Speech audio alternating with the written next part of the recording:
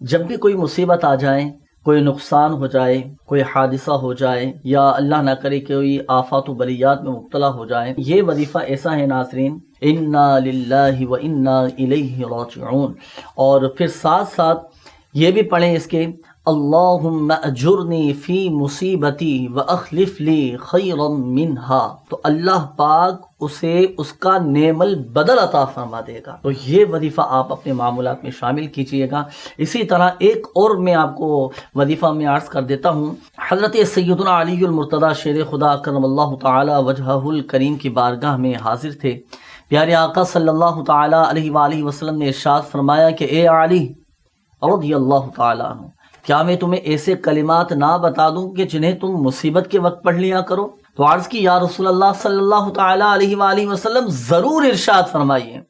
تو پیارے آقا مدینے والے مصطفیٰ صلی اللہ تعالی علیہ وآلہ وسلم نے ارشاد فرمایا، اے علی کرم اللہ تعالی وجہہ الکریم، جب تم کسی مصیبت میں پھنس جاؤ تو یہ کلمات کہو، یہ وظیفہ پڑھو، بسم اللہ الرحمن الرحیم ولا حول ولا قوة الا باللہ العلی العظیم، بس اللہ پاک ان کلمات کی برکت سے جن بلاؤں کو چاہے گا دور فرما دے گا۔ تو جب بھی کوئی ایسی ناگہانی آفات آ جائے، فوراً یہ وظیفہ آپ اپنی زبان پر جاری کریں۔